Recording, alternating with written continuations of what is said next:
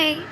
तर आज आहे होळी आणि आम्ही चाललो आहे दुकानवर काही गोष्टी घ्यायला. मी कुठेतरी वाचलं होतं की लवंग आणि कापूर जर आपण होळीमध्ये अर्पण केला तर आपल्या पूर्वजांची जी पापं असतात तर ती दूर होतात.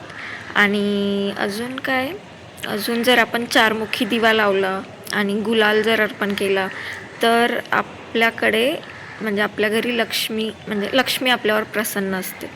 आणि अजून काय होतं का धीरा, आपण काय वाचलं होतं? अजून जर नवरा बायकोंमध्ये जर काही वाद असतील तर आपण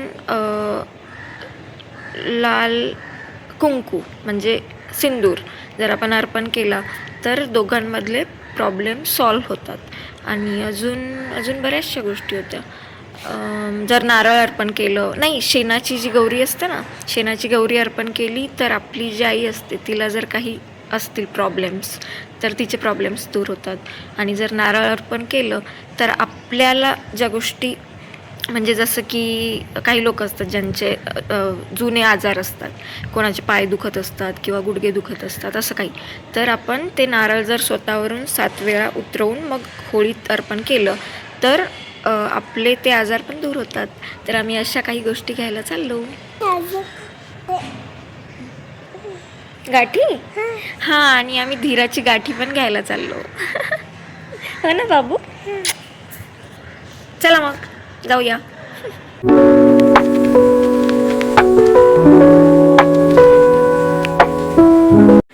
होलिका मातेला तुम्ही कुठल्या कुठल्या गोष्टी अर्पण केल्या हे मला कमेंट करून नक्की सांगा.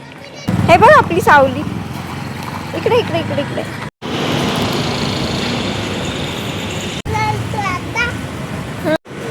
हे बघ काय काय ते, काल आपल्याला काय सापडलं? शेणाची गौरी. काय म्हणतात त्याला? येस. गाठी दिसतीये का? कुठे बघ गाठी, ती वरती दिसली. त्याला गाठी म्हणतात. होळीचं जे काय सामान घ्यायला आम्ही गेलेलो होतो दुकानवर, ते सामान घेऊन आम्ही आत्ता आलो. आत्ता वाजले 5 आणि घरी आल्याबरोबर आम्ही आधी पुरणासाठी डाळ लावली आहे, कारण होळी म्हटल्यावर पुरणपोळी होणारच. मी आहे विदर्भाची, तर विदर्भात होळी म्हटल्यावर आम्ही पुरणपोळीच करतो, म्हणजे माझी आई करायची. आता मी करते. तर धीराला पण पुरणपोळी आवडते, धीराच्या पप्पांना पण पुरणपोळी आवडते, म्हणून मी प्रत्येक सणाला पुरणपोळी करते म्हणजे करतेच. मला पुरणपोळी खाण्यापेक्षा जास्त बनवायला आवडते आणि या दोघांना खायला आवडते.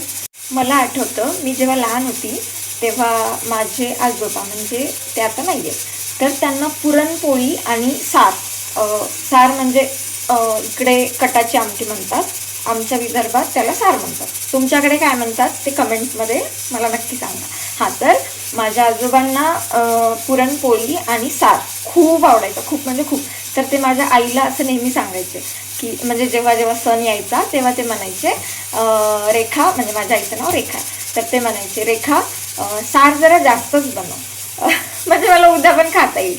आणि माझी आई खरोखर जास्त सार बनवायची आणि मग माझ्या आजोबा दुसऱ्या दिवशी पण खायचे. आणि माझ्या आजोबांना सार आणि पुरणपोळी खूप आवडायची. मग माझे आजोबा आता 15 वर्ष झाले असतील, 10-15 वर्ष झाले असतील, ते नाही आहेत, म्हणजे ते वारले. तर माझी आई, माझे आजोबा म्हणजे तिचे सासरे, ओके, तिचे सासरे गेल्यापासून माझी आई सार खात नाही. तिला असं वाटतं की म्हणजे ते गेले सोडून आपल्याला, तर त्यांच्यासोबत सार पण गेला, असं तिचं आहे. ती बनवते आत्ता, आम्ही सगळे खातो, म्हणजे घरी सगळे खातात, पण ती खात नाही. तिचं त्यांच्यावर खूप प्रेम होतं. धीरो 2 मिनिट्स थांबतेस प्लीज, थँक्यू. हा, तर मी म्हणत होते माझ्या आईचं माझ्या आजोबांवर खूप प्रेम होतं, कारण ते सासरे कमी आणि वडीलच जास्त होते तिचे. तर आणि माझं पण माझ्या आजोबांवर खूप प्रेम होतं, त्यामुळे मला पुरणपोळी म्हटलं, असं एखादा सण आला की मला पुरणपोळी खूप जवळची वाटते. आणि धीराचे पप्पा, त्यांचं असं, त्यांना आवडते पुरणपोळी, पण त्यांचं असं म्हणणं असतं की एखाद्या वेळी ठीक आहे, एखाद्या वेळी तुला थोडा कंटाळा आला, कारण पुरणपोळी म्हटलं की खूप पसारा होतो, खूप भांडे पडतात आणि खूप आवरायला पण लागतं. आणि वेळ पण जातो खूप. तर त्यांचं असं असतं की ठीक आहे, एखाद्या वेळी नाही जरी केली पुरणपोळी तरी चालतं, दुसरं काहीतरी साधं साधं जेवण बनव, इट्स ओके. पण मला ते पुरणपोळी म्हटलं की मला सगळ्या लहानपणीच्या मेमरीज सगळं आठवतं. आणि मला असं वाटतं ठीक आहे, पुरणपोळी केली की धीराचे पप्पा धीरा दोघंही छान आनंदाने खातात, मस्त छान वाटतं, मग मी करत असते. पुरं झाल्या गप्पा. आता आपली डाळ तयार आहे आणि ही डाळ फिरवणार आहे मी मिक्सरच्या भांड्यामध्ये, कारण माझ्याकडे पुरणपात्र नाही आहे आणि मिक्सरच्या भांड्यामध्ये पण होते आणि मिक्सरच्या भांड्यामध्ये लवकरच होते. तर आता मी मिक्सरच्या भांड्यामध्ये फिरवणार डाळ आणि त्यात थोडी साखर घालून फिरवून घेणार आणि पुढे दाखवतेस तुम्हाला. ए मुली, काय करतेस मग? हा, तर मी आता बनवतीये सार. तुम्हाला वाटत असेल एवढ्या लवकर करतीये, पण आमच्याकडे छोटीशी मुलगी आहे ना, तर तिच्यामुळे आम्हाला सगळं आधीच मी करून ठेवते. कुठलाही सण असला की मी काय करते, वेळेवर माझी फार गडबड होते, त्यामुळे मी सगळं आधीच करून ठेवते आणि मग जे वेळेवर करण्यासारखं नाही आहे, जसं की पुरणपोळी गरमच छान लागते तर मग पुरणपोळी वेळेवर करते. काय गो, काय झालं? तिखट लागलं? हा, तर माझा सार तयार होतोय. मग अशी मी म्हणत होते की हा ते माझ्या आजोबांची गोष्ट मी सांगत होते ना, तर म्हणजे धीराचे पप्पा असं म्हणतात मला प्रत्येक सणाला की अगं एखाद्या सणाला तू साधा स्वयंपाक केला तरी चालतो, कारण एकटीने सगळं मॅनेज होत नाही. पुरणपोळी म्हटलं की खूप वेळ लागतो, खूप पसारा होतो, खूप भांडे पडतात, खूप असं खूप म्हणजे वेळ खाऊ प्रोसेस आहे पुरणपोळी म्हटलं की. पण मला पुरणपोळीची ती एक लहानपणीची पण आठवण आहे आणि त्यातल्या त्यात धीराच्या पप्पांना पण खूप पुरणपोळी आवडते, धीराला पण खूप पुरणपोळी आवडते आणि ते पण माझं लहानपणीचं. तर त्यामुळे मला असं वाटतं की ठीक आहे, म्हणजे जेव्हा लोक आपल्यासोबत असतात तेव्हा जर आपण त्यांच्यासाठी गोष्टी नाही केल्या आणि मग ते गेल्यावर जर आपण रिग्रेट करत बसू. हां, तर मग आपला सार झालेला आहे आणि आता वाजलेले आहेत 5:30. आता मी करणार आहे कढी.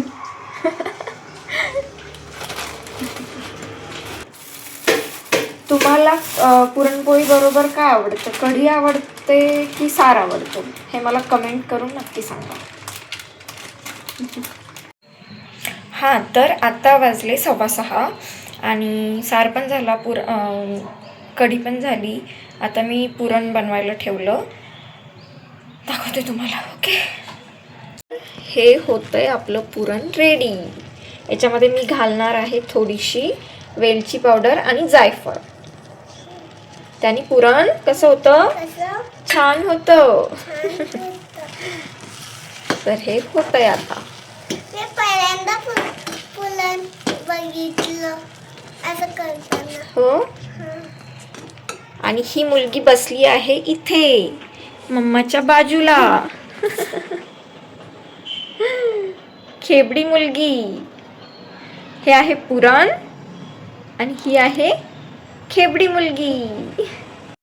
हां, तर पुरण झालं की नाही हे आपल्याला खाऊन तर काही चेक करता येणार नाही, कारण आपल्याला दाखवायचं आहे नैवेद्य. त्यासाठी काय करायला लागेल धीरा, तू सांग, तुला माहिती आहे का काय करायला लागेल? मला माझ्या मम्मीनी एक पद्धत सांगितली आहे पुरण झालं की नाही ते चेक करण्याची. कुठली माहीत आहे का?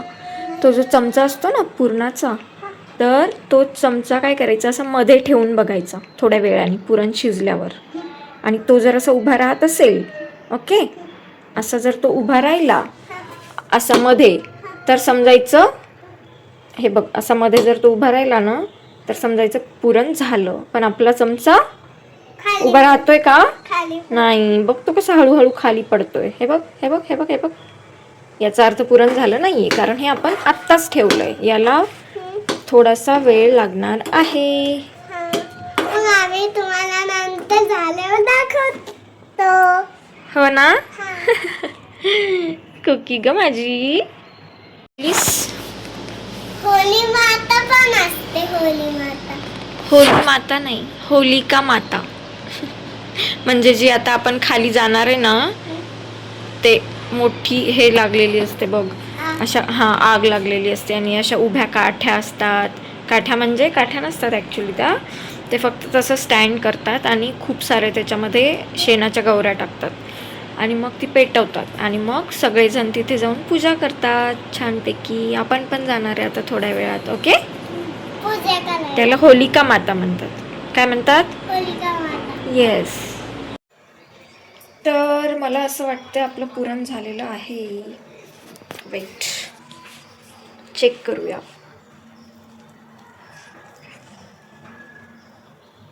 ये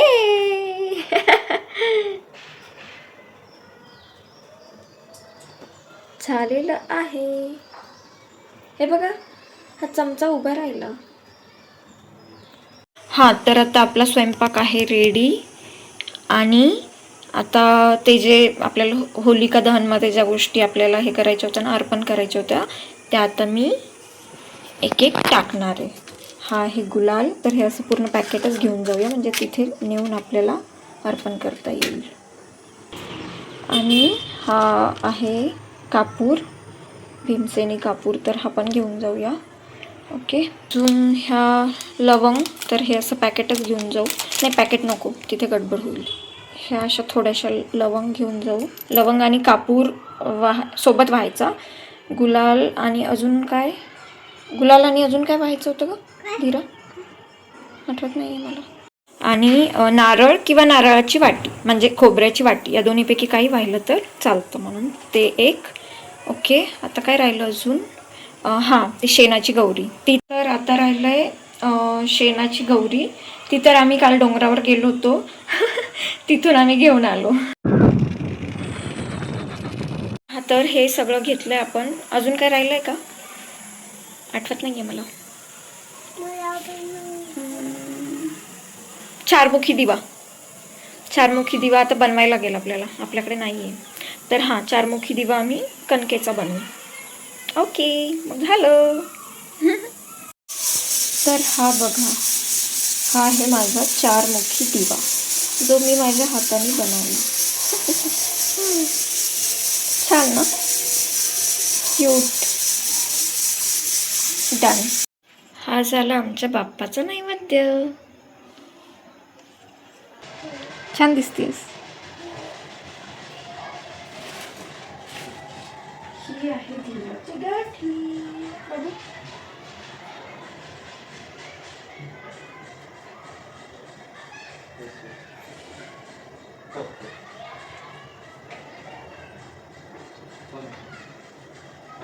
बघू कशी वाटते. इकडे बघ, इकडे इकडे इकडे बघ ना.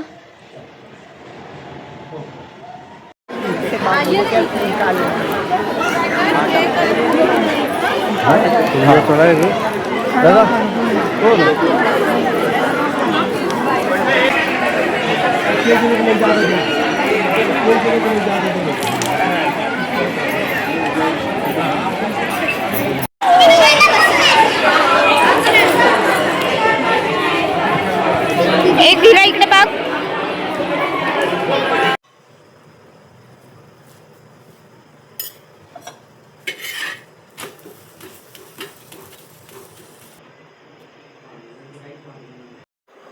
कशी झाली पुरणपोळी पप्पा? एकदम सगळं बेस्ट स्वयंपाक झाला. कढी तर मी मगाशी तेच म्हटलं, हा, मी कढी खात नाही, पण आज मी पहिल्याच घासाला कढी खाल्ली. कसं काय काय माहित, आणि खूप छान झाली, मला आवडली.